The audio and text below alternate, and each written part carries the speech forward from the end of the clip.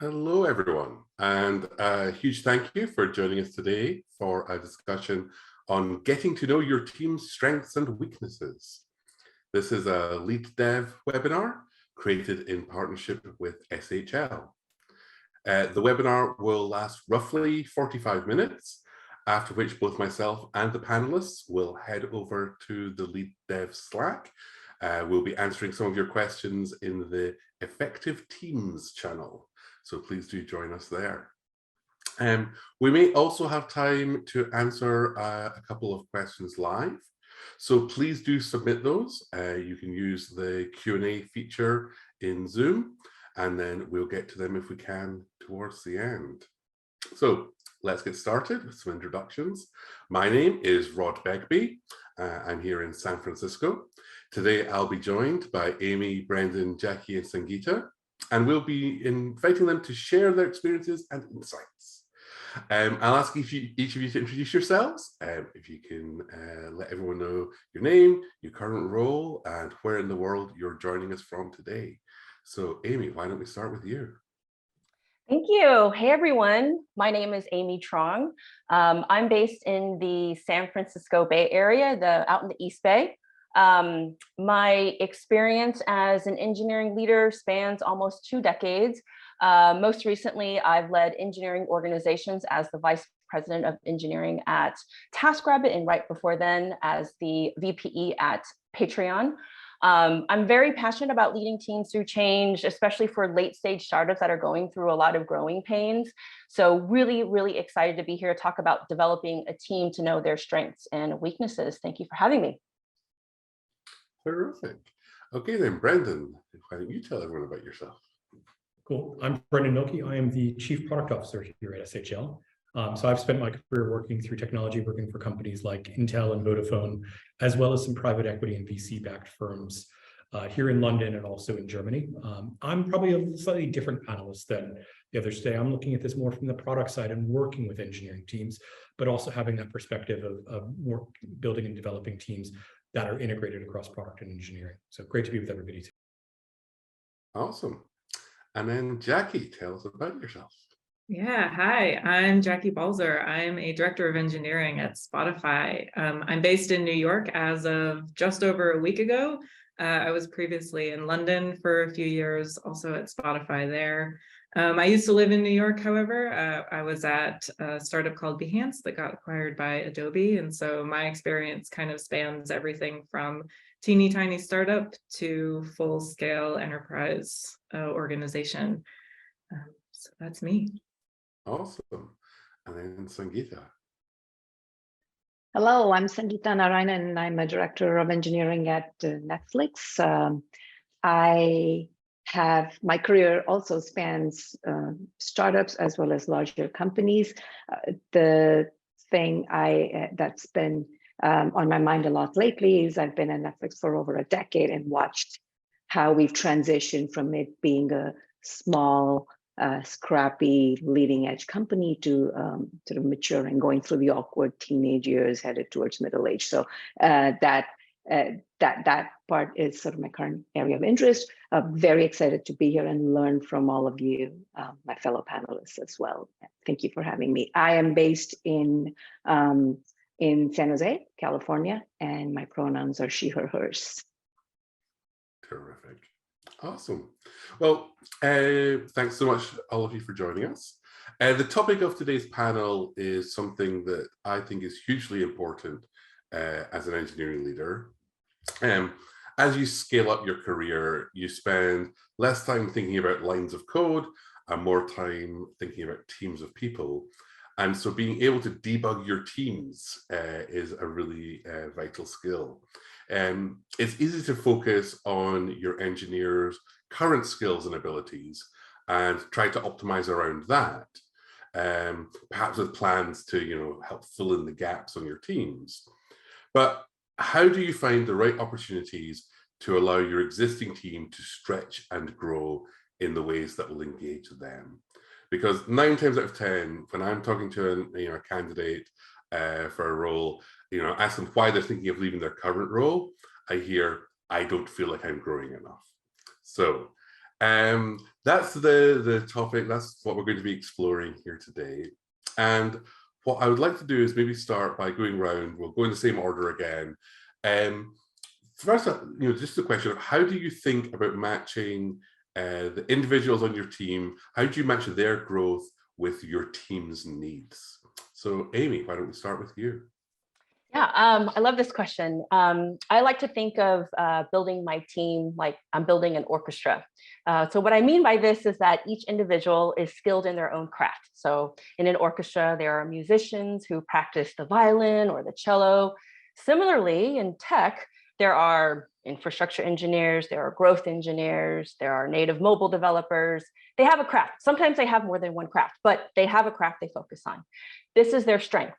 And they practice and they continue to refine this craft. But equally important in the orchestra, the musicians practice with other musicians, and together they are a high-performing team making beautiful music. So in this analogy, this music is a high-quality product or a service that delights thousands or millions of users. Terrific. Brendan, how about you? Yeah, so I have to look at, similar to Amy, I have to look at the details as well as the overall picture.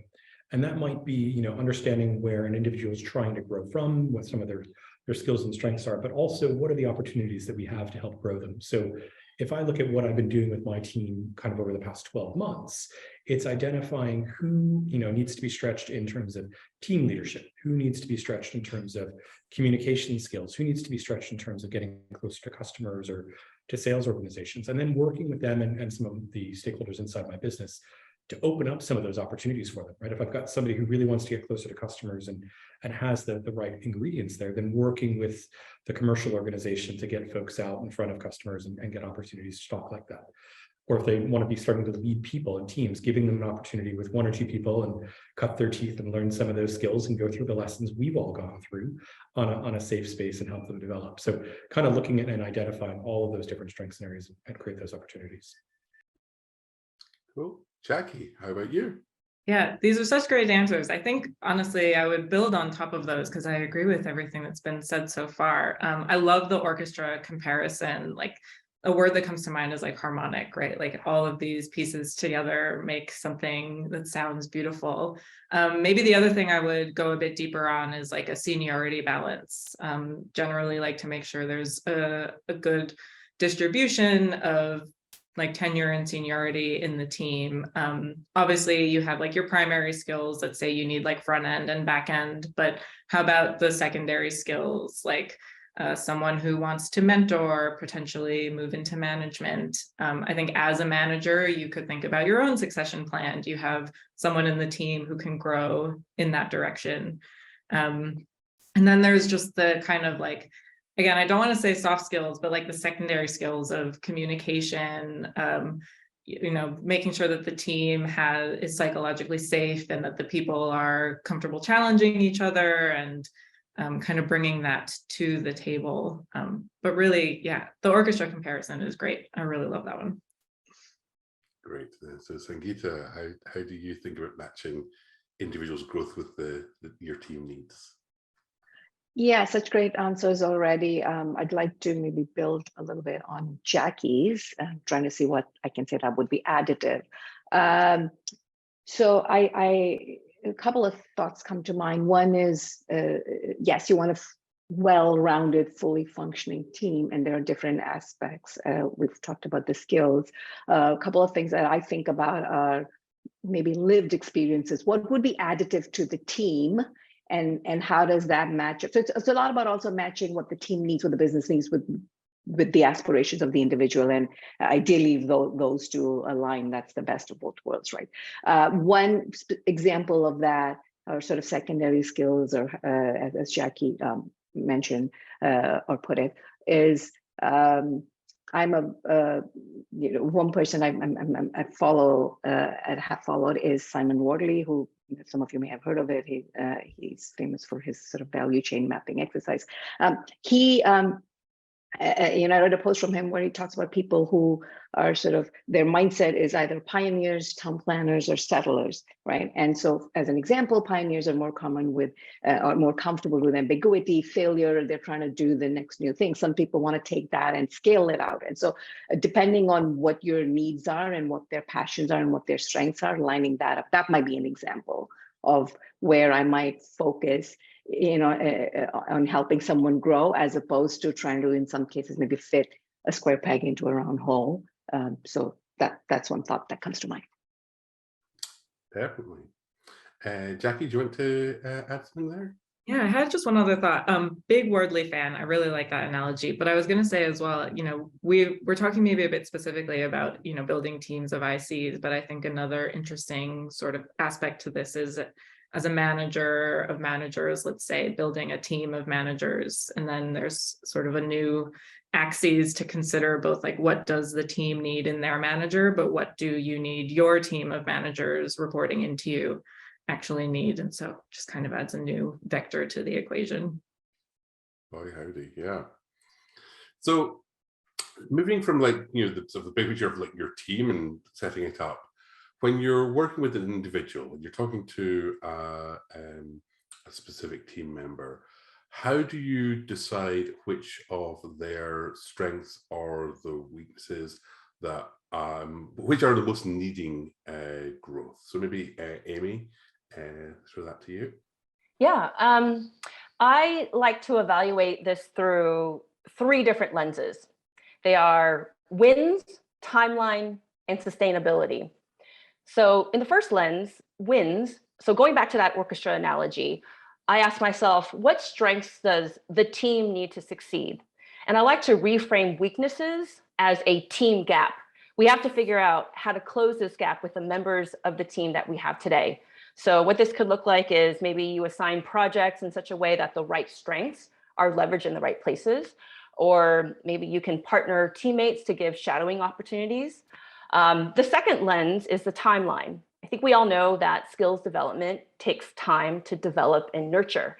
So you need to put together a plan that allows us to hit business outcomes in a timely fashion. And the third lens is sustainability. I think it's really important to be mindful to avoid creating bottlenecks. So you always have to think about your bench. If you only have one person who can do this one thing, like in that orchestra analogy, play the cello, who's going to step in when that one person who knows how to play the cello has to step out because maybe they have something else going on or they just need a break? So it's really important to think about how you can avoid burnout. So that's my general framework and how I determine which strengths or weaknesses need the most growth. So that's wins, timeline, and sustainability. Cool. Anyone else got any other thoughts on how, when you're working with an individual, how to think about what strengths or weaknesses they should focus on? No? Yeah, Okay. maybe. Oh. Yeah, Jackie. Sure. Go ahead. Sangeeta, you go ahead. I'll Sangeeta, sorry. One thought that comes to mind is mapping their strengths and weaknesses to the role they're in. And so, am I trying to, or are we trying to overcome what we perceive to be a weakness, which would actually be a strength in a different role? So are they in the right role or not is also something to consider. And then, do we realistically have opportunities? Can we provide them the opportunities given the realities of the business and whatever else? So those are 2 other factors that I would consider. I like Amy's framework. That seems like a nice way to go about it. Yeah, that's more or less what I was going to say, especially around like the business need. Yes, there's like the mapping it to the role and the role expectations, but also how does that role and the specific needs map to like the team or the specific thing that they're working on, is a good way to kind of also help highlight, I would say, growth areas in an individual, make sure that the individual is in an area that is aligned with their interests and, where and how they want to grow as well. Yeah. I think there's something else that we could look at, and we definitely use this in our own products and with our own people, but also getting the power of objective insight into this, right? A lot of identification of strengths and weaknesses might be perceived rather than actually there. There might be the opportunities created, et cetera. So how can we use things like that come from, getting assessments and understanding of personality and ability behaviors as well as skills that kind of help reframe the question a little bit for what we as managers are looking at. Oftentimes I've had conversations with people about development areas where it's by perception of whether or not they're strong or not, and actually having that objective insight creates a more fair and balanced way of going through those conversations with people.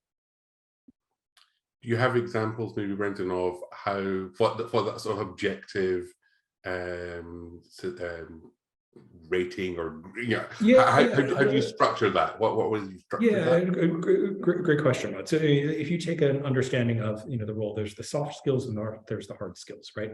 So the soft skills might be how they interact with people, how they communicate, how they take positions on kind of following process and all that kind of stuff. There's ways of assessing that. That is the product line that we offer, by example. But we also can assess the skills, whether or not they've got the right technical skills. They want to move from a job of writing code, but they want to move into DevOps. Okay, great. Let's put them through that assessment, and you can see how much you're going to have to train them on versus what they've already got as their capability. So using that to frame that conversation, and it takes that subjectivity out of it in terms of me as your line manager or me as somebody observing you, to actually say what capability you might have that is untapped potentially. Cool. So then maybe thinking to turn to you of how do you, working with an individual, help them identify the growth directions that are right for them? Yeah, that is critical. So for me, I start with thinking about, or the way I think about it is, look, growth it's a joint shared responsibility between the manager and their report, right? We want to come to an understanding there. Then you start with aligning on their aspirations and goals. And sometimes people, Rod, you mentioned often when you're talking to candidates, people are looking to make a move because they feel like they're not growing. And so then you start asking them, well, what does growth mean to you? And some people have some very clear ideas, and others not quite. All they know is they're not satisfied right now, but not quite sure how they could grow. And that's totally okay. Many of us have been in that situation as well. So the first thing might be just helping them work through that and arriving at some clarity around how they'd like to grow. And there are different ways to do it. Some people, so the next, to follow on, then the next step I think about is, how can I make this personalized, right? You don't want sort of a cookie cutter approach. We know that's not going to work. So then some people like a more structured approach, and sort of like Brendan mentioned for the skills assessment, you have frameworks. For instance, one that I've seen work is called the GROW framework, where the G stands for goal. It's an acronym. The R is for what the current reality is. We talked about that in terms of what opportunities might be available, options, or what are the obstacles, and then what's sort of the will and the way forward, or the way forward. So that's one way to think about it, or it could be unstructured. I think the manager's role, though, is for sure to ensure that this conversation happens. It's top of mind. It's not this one thing that you talk about once a year and then it's over. How structured you are, how much, whether you stick to the framework to the T or not, how much you tailor it, should be a joint sort of exercise. So I think those are some ways. So you start with sort of identifying, what growth means to them, turn that into some concrete goals, look at what's coming in the way. And that's where, the previous question around, hey, what do they need to develop? What's holding them back? Is it lack of opportunity? Is it them needing to build skills? And then, okay, well, how can we provide them the opportunities to overcome those? And then how committed they are. I think that's the part around having check-ins, having a plan, making sure it's top of mind, how committed both sides are. So that's one way to sort of approach it, or how I might approach it. Cool. Maybe Jackie, do you have any other thoughts there about helping people identify the direction? Definitely. Big +1 to, as a manager, tailoring your approach to these things. maybe something I could go deeper on is actually like getting even to the sort of direction point. Like you'll probably run into people who know exactly where they want to be in 5 years, and it can be like really easy to develop a plan around that. But I'm sure you'll also encounter people, maybe they're newer in their career or for whatever reason, just have no idea like what they want to do or where they want to be in the future. And so you can start by, helping them figure out what is, is there someone else that's doing something that looks interesting to them? What is it about that interests them? I also find sometimes it can be useful to also know the things, or at least to explore the things that they explicitly are not interested in or don't want to do. I've had at least one situation in the past where an engineer I was managing like explicitly did not want to work on a different area. And at first, like it's easy to kind of receive that as, oh, okay, you're not interested, that's fine, we won't go near it. But actually what it turned out was it was something that they had been interested in, kind of fell into the deep end, didn't have enough support, ended up having a bad experience, and then were kind of like shy about going back to it. And so it was actually just support that they needed to be able to kind of grow in that space again. And fortunately, / happily, we're more successful the next time around. So there's just something in there about like exploring possibilities, both positive and negative. Yeah, definitely. So then maybe when do we think it is the right time to give someone the opportunity to take on a new role, new responsibilities? And then how do you support them with this? Maybe Jackie, do you want to talk to that?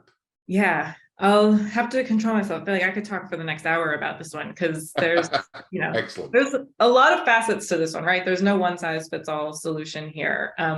But some things that I do tend to think about, like going back to the example I was just saying, let's say there's a new opportunity, something that needs taking on. Do you grow someone into that space or hire into it? Will there be support for this person if they try and do this stretch? Is it something that you can offer, or, someone else on the team that can be there to support them? I think encouraging and empowering people to take on new opportunities. Again, you might find both things where someone comes to you and says, like, this looks exciting, I want to do it. Or you might have people who are more inclined to like take a back seat and might need that encouragement and that empowerment.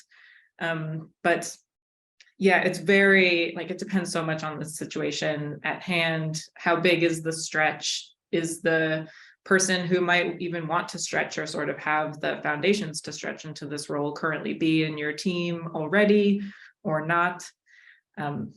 Maybe I'll stop there and see if anyone else has thoughts, but this is a fun one to go deep on. Anyone else have thoughts? Want to add?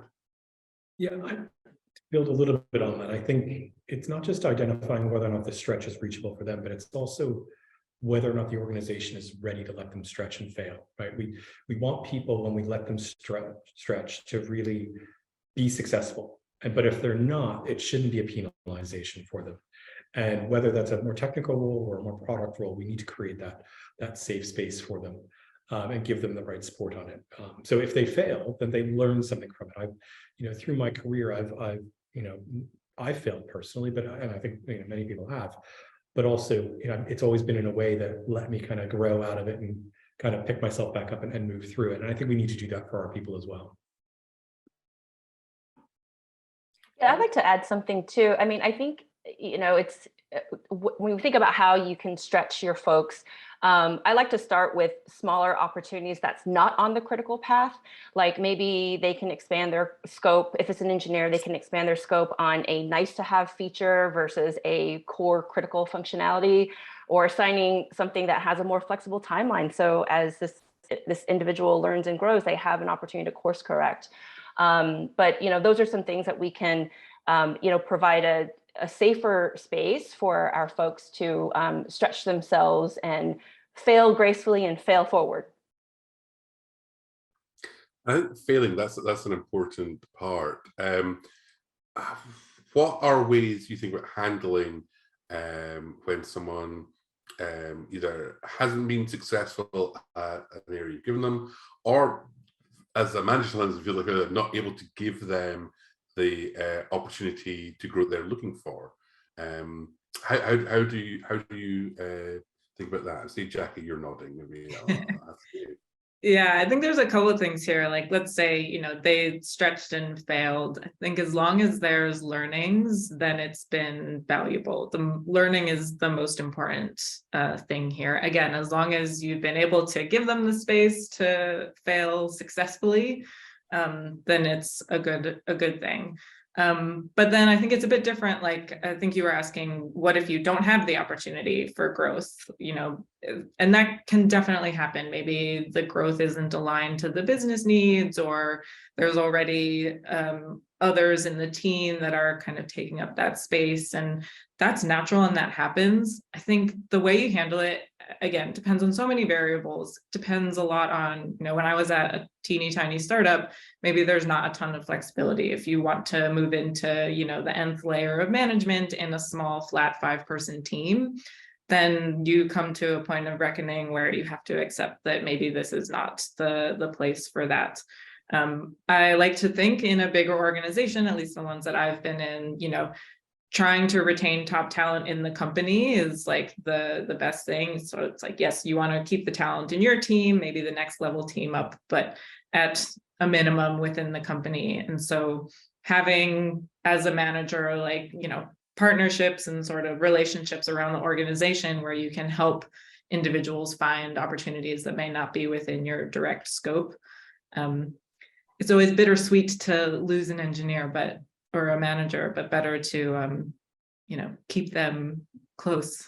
And again, we'll focus on the career, maybe not the company as well. Yeah, I think that's, I forget you said earlier, like the square peg in a round hole. Sometimes the right growth path for somebody isn't at your company, and that's fine if that's the right thing for them. Cool. Anyone else got anything to add here? So a bunch of us spoke about sort of creating a safe space and learning from failure. Huge fan of that. I like to think of it as, you know, I'd love for my team to be a learning, my org to be a learning organization, right? And so part of that is failure. There are a couple of, so celebrating failure is one thing, but I do think as a manager providing the opportunity, there's some responsibility on the manager to ensure the right types of opportunities are being provided, where the cost of failure is something you consider, right? I sometimes think of it as collateral damage. So you're trying out a project, trying out new tech, doesn't work out, great, come share your learnings. I did this, I could have done this better, here's why it didn't work. You put someone in a management position, now they're leading a team, and if that's not working out, you're now impacting 5 other people, and the consequences are different. So are you ready to, when should you intervene? What kind of support do they have? When might you want to make the difficult decision on, you know, hey, this isn't working out? Just a little bit more thought needs to go into the opportunity you decide to put in front of the individual. Mm-hmm. Definitely. Oh, Brendan, you're unmuted. No, I was just coming up mute, sorry. Okay. So one thing as well is when you're thinking about your team, you know, you've got growing the existing team members, but sometimes hiring in external talent is the way to grow it. So how do you evaluate that? When is the right time to hire in skills rather than growing them? And maybe Brendan, do you want to talk to that? Yeah, I think we going back to Amy's analogy of the orchestra, right? I think when the orchestra needs to get a bit louder, or we want to play a different piece, and we need some new instruments, we need to add a harpsichord or whatever. That's a bad analogy, but you know, then you're identifying you've got a skills gap, and if you look at that and say we need to close that gap too quickly, and we can't grow somebody into it, then you got to potentially go externally, or you might just need more of it. You might just need more, you know, horns or whatever in your orchestra there. And so what you want to look at when you're going external is not just the technical skills, that you have a team dynamic, right, that is working or maybe needs a bit of tweaking. And so you want to look at those softer skills to make sure who you're bringing in, whether it's in an individual contributor role or it's in a leadership role or potential for leadership in the future, you got all that brought together. But it's understanding what is the orchestra trying to play is the question. Mm-hmm. And then maybe Amy, do you have any thoughts around this? Yeah, I'd love to add, I want to go back to, the earlier framework that I described on how to decide if, what strengths or weaknesses are the ones that need growth. And I talked about wins, timeline, and sustainability. So I go back to that. So I ask myself, can we win with the current collective strengths that we have on the team? Do we have time to develop the skills that we need in order to win as a team and as a company? Can we sustain our team's health with the current team setup? And if you answer no to any of these questions, this is the right time to seriously consider hiring skills from outside. Your team may not like it, but I find that if you walk them through your logic, there's a very good chance that they will. And in my experience, I've had to have a number of these conversations, and I've had folks really support my decision to hire from outside, and many of them become advocates and get their teammates on board when we decide that we have to hire from outside. And then lastly, I want to add that I think that it's important for the team to know that if you're hiring from outside, it's to complement the current collection of strengths on the team and not replace them. Yeah, nothing that is important. I would maybe just do a massive +1 on that last point. I think it doesn't have to be an either or situation. If you need to hire in expertise or skills, doesn't have to mean that you are taking away an opportunity from someone else. It could actually just mean that now you're hiring in, someone for others in the team to learn from and to really bolster the whole group. And that is massively valuable as well. Definitely. I've definitely. Can I add something? Of course, please, Savita, yeah. Yeah, I think there's the timeline people alluded to, and there's just, look, if I need someone who's run systems at massive scale and my team is, I don't have that. That's not something I can grow in a reasonable amount of time, right? So it's a concrete example of something where I might need that. But I'm definitely a huge fan of working with the team. So anytime there's a new role, I have my must-haves, nice-to-haves, what's additive, and that's a team exercise, right? And everyone contributes to it. So what's the next thing we need in our team to help us do better, reach the next level, meet business goals, whatever it is. And that could be technical skills. We're going into a new business space or scale or whatever it is. And there's also, I need someone who's more of an influencer, or we could do with someone who's more of a developer advocate type of background, whatever that is. So I think involving the team is another way is a tactic to accomplish some of what we just heard. Mm-hmm. Definitely. Cool. So going back to something I said at the start, where it's like when you're asking a candidate why are leaving the current role, they're like, oh, I just don't feel like I'm growing. Part of I think the challenge is making sure people are growing, but another part is, do they even realize they're growing? And so I'm wondering, let's start with Jackie. How do you help your team members be aware of their growth over time? Yeah, definitely. For this one, I'll answer very much in the context of Spotify. We have every 6 month cycle for what we call development talks. And at Spotify, we have a very drive your own development culture. And that doesn't mean go figure it out yourself, you're on your own. It means that you get to bring what you're interested in to the table, and it is your manager's responsibility to work with you and to develop that. And so part of this 6 month cadence is we have a relatively standard format where you get feedback from your peers, you carve out time with your manager, you use that time to reflect on the past 6 months and then plan for the 6 months ahead. And so as part of that reflecting on the last 6 months, it's, articulating what are the achievements that you've made, what are the things you've done, what's been hard and what's been easy. And then kind of, looking ahead, what are the next things you want to accomplish? And 6 months is a good time frame. You can accomplish some chunky things in there, and obviously using a regular one-on-one more frequently to kind of keep track and keep up to date and check progress. And sometimes it's also just as simple as, writing down when you've done something. At the smallest level, like even I keep a folder on my desktop of screen grabs from Slack when someone says like, hey, that was good job on that. It's easy for those things to just like pass you by and 6 months go and you're like, I don't remember what I did. So many things have happened. And so even just like a minor thing like taking notes and writing it down can make a big difference. But I think it's super key to like carve out that time, make sure that you're talking about what you've done and where you want to go. We all know it's super easy to fall into the trap of like just talking about the day-to-day and your one-on-ones and kind of focusing on the immediate, but it's important to be, I think, really deliberate about career development. Yeah, the keeping notes. Julia Evans has an excellent blog post on keeping a brag document. Yes. And that's when I share with people a lot. Anyone else have thoughts on, how do you help your teammates, Brendan?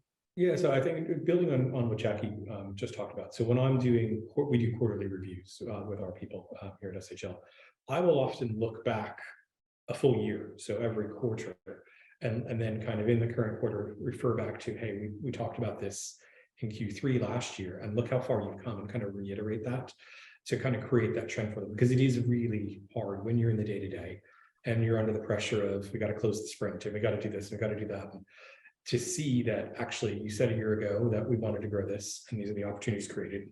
Here's how you did, and lessons learned. So it's not always just a quarterly review. It's often a quarterly, yearly at the same time to create that perspective, because we all get weighed down on today. And it's one thing that I have to prioritize every, first month of every quarter. My team will know third day from the last day of the quarter, they will get a note with, here's the schedule for what we're doing for the next quarter's conversations, and it's in their diaries. It's one of the most important things, I think, as a manager that I do, is spend that time with them. Terrific, yeah. Anyone else have any thoughts there? No? All right. So what maybe are some examples of attributes you try to balance when you build teams? We heard some examples earlier. We've heard things like technical skills, we've heard about soft skills. Any other aspects you think are important? And then maybe Sangeeta, start with you there. Yeah, I think I shared a couple earlier. It's a mindset. It's the another one I can think of is lived experiences and additivity. So I know we think about representation and DEI, IND, whatever, however you refer to it. But I like to think of it more in terms of what's additive along different dimensions. And so I think lived experience is one. It's definitely one facet to consider. And that could be, hey, someone from a different industry. So do we have, are we predominantly tech-based? And what if we have someone from a very different enterprise background? What do they bring? The other one is, so like I mentioned earlier, there's some people who want to, who thrive under ambiguity. So is that something we could do? How much of a risk taking mindset do we have? Is that an area that we would like to grow in? And then technically, like I lead infrastructure teams, and often you'll have engineers who like to go deep, but a large part of making your platform accessible and usable and working on adoption is dev advocacy, is going out there and presenting. And there are folks who that's just not what they want to do, but that's the difference between 30% adoption and 55%. And so if that's what we need. So those are some practical examples of things that I would consider. Yeah. Anyone else? No? Well, I'll just take a second and remind our audience that we have about 5 minutes left. If you have any questions you would like us to answer, please do use the Zoom Q&A button to submit them. There is one question here, which I think is interesting, that's come in, which is, we talked about helping people be aware of their growth. But how do you measure the growth, and how do you identify when your approach is not working? So does anyone have any thoughts about that?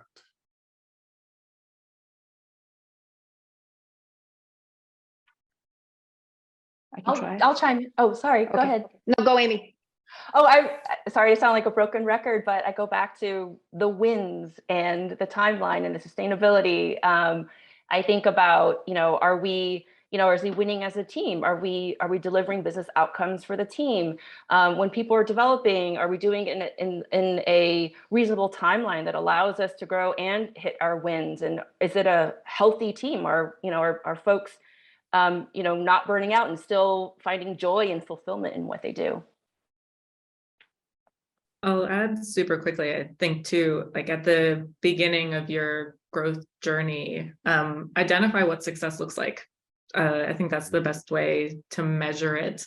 I feel we tend to want, numbers are a nice way to measure things, but growth is more, or I'll say less tangible than that. But if you know what success looks like and that's agreed up front, then you'll have a pretty good idea if it's working or not. Cool. And to build on that, when we define that success, I think it's important to kind of circulate that definition of success with, your stakeholders. Say like, hey, this is actually what I'm working. These are the goals that I am driving towards. Does this align with you? So, so just +1 to what Jackie said. Yeah, definitely. And when things are not going well, right? When the growth path is not working, I think it's often important that we take that step back and we recognize you're not succeeding at it, or it's being more frustrating for the individual or for the managers. It's important that you take that step back, that healthy deep breath of how do we shift it, and then actually shift it, because the banging your head on the wall doesn't always help there. Big +1. Yeah. Don't be afraid to acknowledge if it's not working. As long as you put the work in to make it work, sometimes pulling the plug or switching gears can be the right next step. Yeah, and I think that gets back to, I think Sangeeta was saying earlier, it's a shared responsibility. Mm-hmm. It's not failure on your part if the person isn't growing or isn't succeeding. You're working together on this, and that reset can be important. So maybe what are some examples you've seen of, like, when you're giving feedback to someone around growth? How do you frame that in ways that you've seen really land with people? Maybe Amy, if you want to start with that, like, what does helpful growth feedback look like? So for all types of feedback, I'm a fan of the SBI framework. It's situation, behavior, and impact. And you can apply that to growth feedback. So, so an example of this, just kind of play this out. So say you're talking to a direct report, something, you could say, hey, Jane, we were in a meeting yesterday where we discussed project X, the stretch assignment that I'd given you based on our career development plan that we had crafted, together on. So that's the situation. So there was a question that came up from one of your teammates about this project, and there was no response from you. And you're looking down at your computer and you seem distracted with something else. Behavior, that's the behavior. But you finally chimed in when the question was repeated and directed at you. But the impact this had was that you missed an opportunity for you to show up as a leader and have your team trust you as the leader on this project. And so that's the SBI. But then in addition, is how I like to kind of wrap up is I'll lead with curiosity. So then I'll ask, what's going on? How can the team and I support you in your role? So just general framework is SBI plus lead with curiosity. Love that. Anyone else got anything to add there? No? Well, why don't we wrap up? Like, we're just about at time. Maybe we'll go around the circle one more time. What do you think is like the most important someone watching this takes away with them? Like, what's something you want to double down on, +1, repeat from earlier, and just make sure everyone leaves with? So Amy, start with you again. Well, I've talked about the orchestra analogy. So think about building your team as an orchestra. And then the other takeaway is, evaluate how your team is growing through the 3 lenses: wins, timeline, and sustainability. Terrific. Brendan, how about you? Yeah, I think two kind of key takeaways. The first is take a very personal approach that creates safety for growth and failure to happen, and be objective about it, right? My personal experience with you may not be your full capabilities, so have a way of getting all of that information and putting it on the table with everybody, so it's not biased, it's very objective as you look at those growth opportunities. Great. Jackie, what would you say is the main takeaway? Yeah, +1 to the previous answers, but I think I'd maybe highlight again, set up those support networks to fail successfully. Don't be afraid to try new things and to have people try new things. Definitely. And then finally, Sangeeta. Yeah, for me, a couple things. It is a shared responsibility. And sometimes some people feel like, hey, give me a blueprint, right? Maybe, and not quite. I think let's work on this together. And we both have a role to play. Let's hold each other accountable. That's the other thing I love. Jackie had a great example, 6-1 check-in, Brendan had his own. So shared responsibility with accountability built in, and a huge +1 to the personalized approach. Definitely. Well, thank you all so much for all these insights. I've got a lot out of this, and I'm sure our audience has as well. So we will now all be heading over to the LeadDev Slack in the Effective Teams channel. So please head on over there to continue the discussion. Thank you all so much for joining us, and we hope to see you next time. Bye now.